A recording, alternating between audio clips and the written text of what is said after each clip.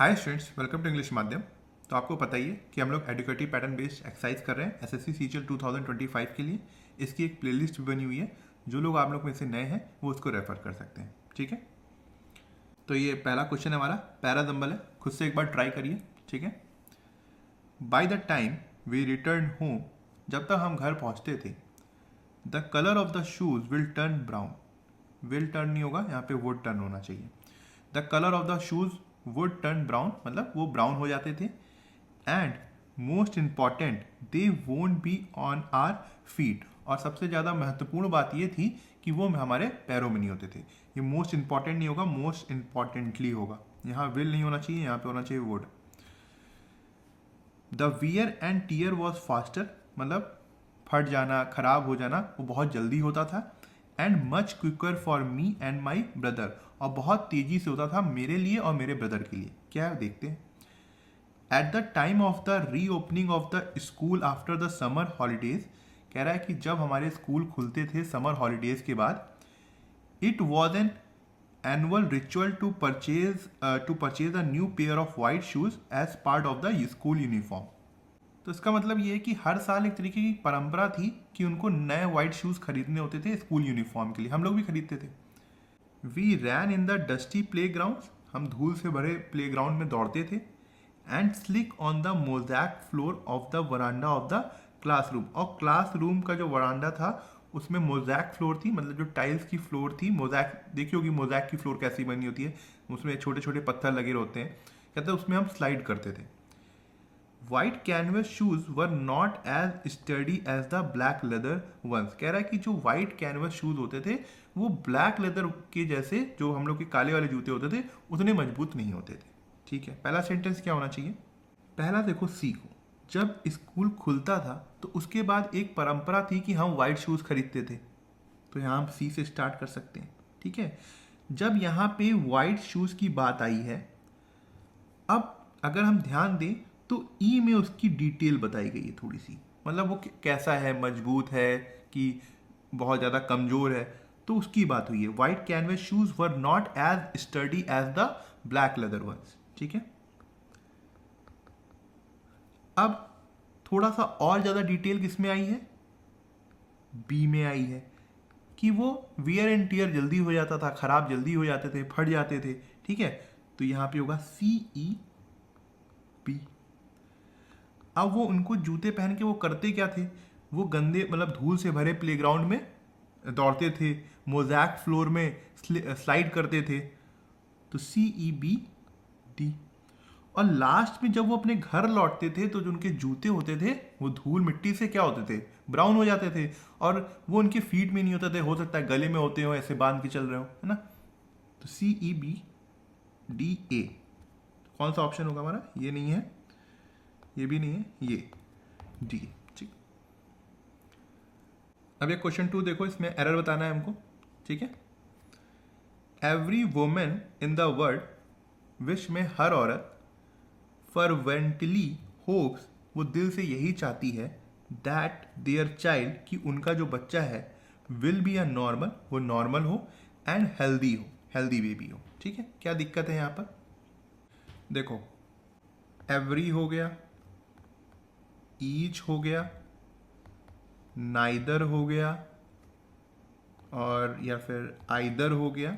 ये क्या है, ये होते हैं हमेशा ऑलवेज सिंगुलर, इनको सिंगुलर माना जाता है। ठीक है, आइदर और नाइदर नॉर की बात नहीं कर रहा हूं मैं, अभी अकेले आइदर और नाइदर की बात हो रही है। और इनके साथ हमेशा सिंगुलर वर्ब आएगी, सिंगुलर प्रोनाउन आएंगे, या फिर सिंगुलर पजेसिव एडजेक्टिव आएंगे। हिम, हर, हिज, है ना। देयर, देयर तो होगा नहीं पजेसिव एडजेक्टिव सिंगुलर, वो प्लूरल के लिए आता है, तो क्या आएगा, हिज, हर आएगा। ठीक है, समझ में आया कि सिंगुलर पजेसिव एडजेक्टिव आएगा, प्रोनाउन सिंगुलर आएगा, और सिंगुलर वर्ब आएंगे ईच, एवरी, नाइदर, आइदर के साथ। एवरी वुमेन लिखा हुआ है यहाँ पर, यहाँ पे देखो देयर चाइल्ड लिखा हुआ है, होना क्या चाहिए था, हर चाइल्ड होना चाहिए था। तो दिक्कत कहाँ पे थी, बी में थी। ठीक है, अब ये करो, एक्टिव पैसिव वाला क्वेश्चन है ये थर्ड वाला। ये एक्टिव वॉइस है, आपको पैसिव वॉइस में चेंज करना है। Lee is humming a soothing tone for the masses. Lee जो था वो एक बहुत मधुर सी कोई टोन या फिर संगीत गुनगुना रहा था पब्लिक के लिए, जनता के लिए। क्या है यहां पर? इज हमिंग प्रेजेंट कॉन्टिन्यूअस है। इसको हम कैसे चेंज करते हैं? जब भी प्रेजेंट कॉन्टिन्यूअस आता है तो स्ट्रक्चर कैसा होता है? एक्टिव वॉइस का सब्जेक्ट लिखा होता है, ठीक है। ये मैं इसलिए लिख देता हूं कि एक बार रिवाइज हो जाए, आपको बार बार चार्ट ना देखना पड़े। इज एम आर होता है प्लस वर्ब की आईएनजी फॉर्म लगी होती है, ठीक है। फिर एक ऑब्जेक्ट दे दिया जाता है, हमें मतलब होता है इससे मोस्टली। अगर उसको पैसिव में चेंज करना है तो क्या करेंगे? ऑब्जेक्ट यहाँ पे सब्जेक्ट की तरह काम करता है, प्लस इज एम और आर हम वैसे ही रहने देते हैं, प्लस अब देखो मैं याद करने की ट्रिक जो लोग भूल जाते हैं, बहुत से लोग भूल जाते हैं कि सर यहाँ पे आईएनजी है, आईएनजी लगा हुआ है ना, तो बस याद रखना कि आपको एक ऐसी स्पेलिंग देनी है जहाँ पे बीइंग हो।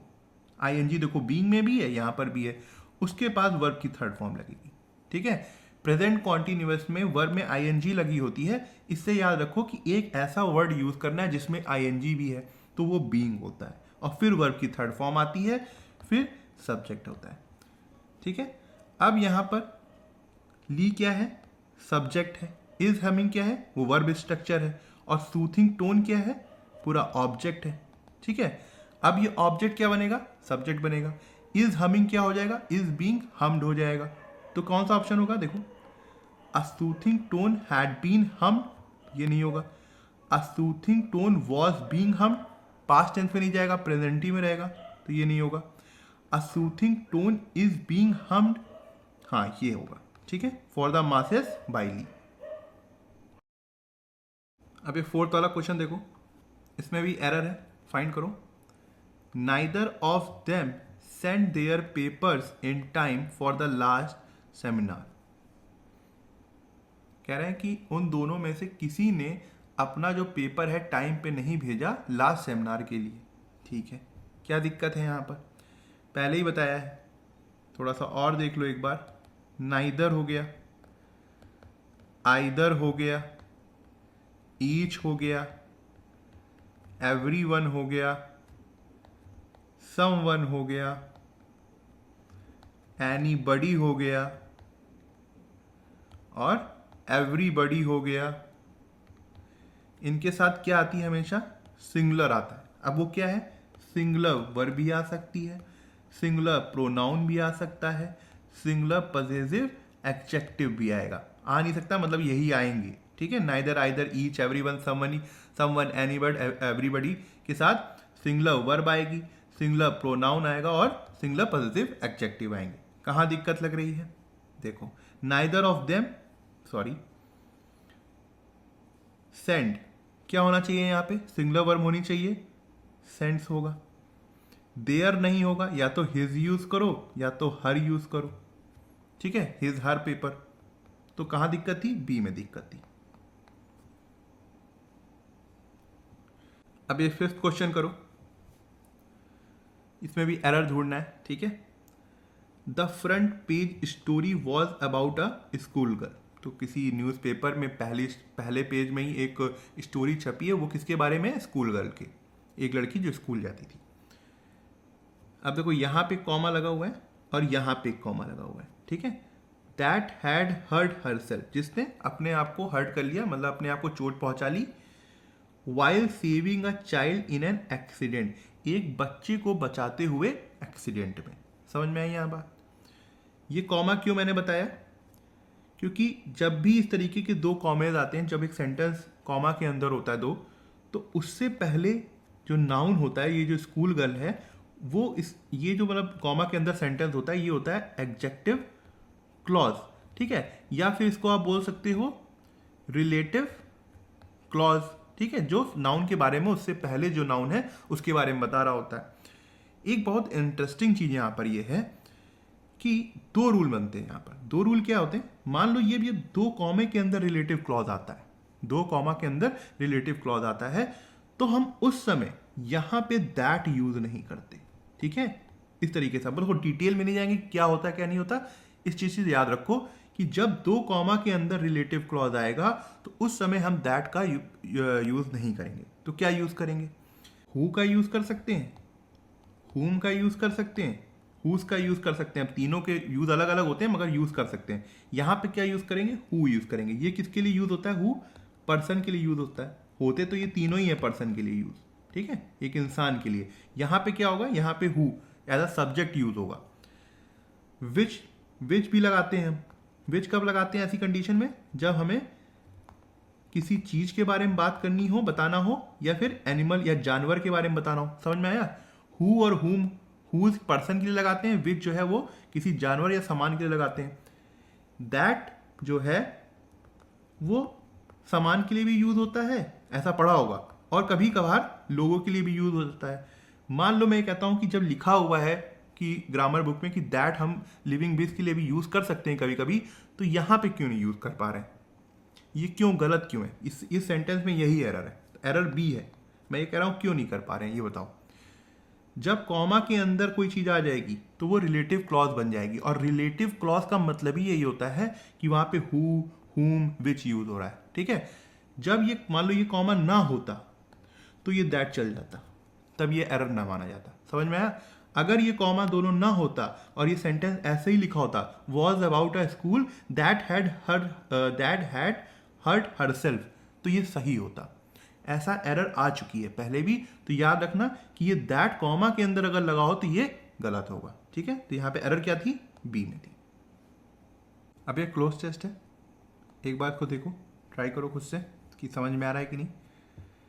The ship struck the iceberg dash its size while it was still moving forward.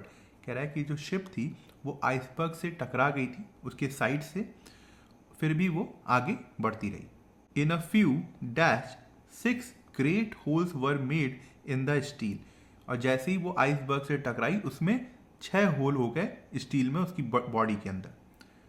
Water rushed इन, और बहुत तेजी से पानी उसके अंदर घुसने लगा था। नॉट इन वन प्लेस, एक ही जगह से नहीं, बट इन सेपरेट प्लेसेस, काफी जगह से, क्योंकि 6 होल थे तो काफी जगह से पानी घुस रहा था। कवरिंग द टाइटैनिक 100 फीट, और उसने इतना पानी चला गया था कि टाइटैनिक में 100 फीट जगह उसने पूरी घेर ली थी। The steel doors were there for dash. अब वहां पे जो स्टील डोर थे वो क्या थे? अब पता नहीं टूट गए कि बेकार थे, क्या समझ में नहीं आ रहा अभी यहाँ पर। कैप्टन स्मिथ सून अंडरस्टूड, कैप्टन जो स्मिथ था उसको बहुत तुरंत ही समझ में आ गया था, that could save the ship. यहाँ पे मीनिंग क्या निकल रही है कि अब उसकी जो शिप है वो बच नहीं सकती। He order the wireless officer, उसने ऑफिसर को ऑर्डर दिया, किसने? कैप्टन स्मिथ ने।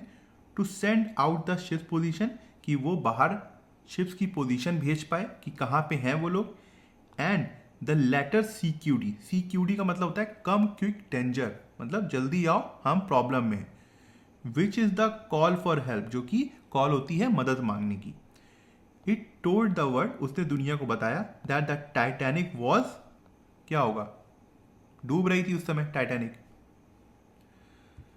The ship struck the iceberg dash its sides, उसकी साइड से आइसबर्ग में टकराई थी। क्या होगा? Under, with, beyond, above. जब कोई चीज किसी से टकराती है तो हम विद प्रीपोजिशन का यूज करते हैं। तो यहां पे क्या होगा? विद। अंडर मतलब नीचे, तो ये तो होगा नहीं। बियॉन्ड का ही मतलब नहीं निकल रहा है, अबव मतलब ऊपर, तो यहां पे क्या होगा? विद। जब कोई किसी चीज के साथ टकराती है तो हम विद का यहां पे प्रीपोजिशन यूज करते हैं। In a few dash 6 great holes were made in the steel. In a few क्या? सालों में नहीं, डेज में नहीं, मोमेंट्स में, कुछ ही पलों में 6 होल्स हो गए टकराते ही। ये मीनिंग आ रहा है यहां पर, तो मोमेंट्स होगा। Water rushed in not in one place but in separate places covering the Titanic 100 feet. The steel doors were there for dash. जो स्टील डोर्स थे क्या वो पेंटेड थे? नहीं। बर्न, जल गए थे? नहीं। कंप्लीट का कोई मीनिंग नहीं, यहाँ पे यूजलेस, बेकार हो गए थे, क्योंकि वो जो स्टील डोर्स थे वो पानी रोकने के लिए लगाए गए होंगे। अब वहाँ पे होल्स हो गए थे 6 बड़े बड़े, तो फिर उसका फायदा ही क्या था? वो बेकार हो गए थे, तो यूजलेस हो गए थे। कैप्टन स्मिथ सून अंडरस्टूड, कैप्टन स्मिथ को जल्दी ही समझ में आ गया था that dash could save the ship. क्या होगा? All could save the ship. कोई मीनिंग निकल रहा है यहाँ पर? नहीं। एवरीथिंग, सब कुछ उसको सेव कर सकता था? नहीं। एनमीज, कोई मतलब नहीं। तो यहाँ पे क्या होगा? Nothing could save the ship. He ordered the wireless officer to send out the ship's position and the letter CQD, which is the call for help. It told the world that the Titanic was dash floating, तैर रही है? नहीं। victorious, जीत गई है? नहीं। sinking, डूब रही है? हाँ। reaching, पहुंच रही है? ये भी नहीं होगा, तो sinking होगा यहाँ पे। ठीक है, तो ठीक है, आज का लेक्चर यहीं ख़त्म करते हैं। आई होप आपको कुछ सीखने को मिला होगा, और आप कमेंट सेक्शन में ज़रूर बताइएगा कि आपको आज का लेक्चर कैसा लगा और आपको क्या सीखने को मिला। अगर आप मुझसे इंग्लिश ग्रामर पढ़ना चाहते हैं तो आप हमारा ऐप इंग्लिश माध्यम प्ले स्टोर से डाउनलोड कर सकते हैं। ऐप ओपन करते ही आपके सामने होम स्क्रीन आएगी। वहाँ पे आपको 5 ऑप्शन मिलेंगे: मेन, लाइब्रेरी, फीड, लेक्चर, पास। लेक्चर में क्लिक करते ही आपके सामने 2 वर्जन आएंगे, फ्री और पेड। पेड में क्लिक करते ही आपके सामने इंग्लिश ग्रामर का एक सेक्शन आएगा, जहाँ पे मैंने इंग्लिश एसएससी के लिए बहुत ही डिटेल में बताया हुआ है और बहुत ही सिंपल लैंग्वेज में बताया है, जो कि आपके कॉन्सेप्ट्स को और अच्छा करेगा और आपको अच्छे मार्क्स लाने में हेल्प करेगा। तब तक के लिए प्रैक्टिस करते रहिए। Thank you so much for watching this video.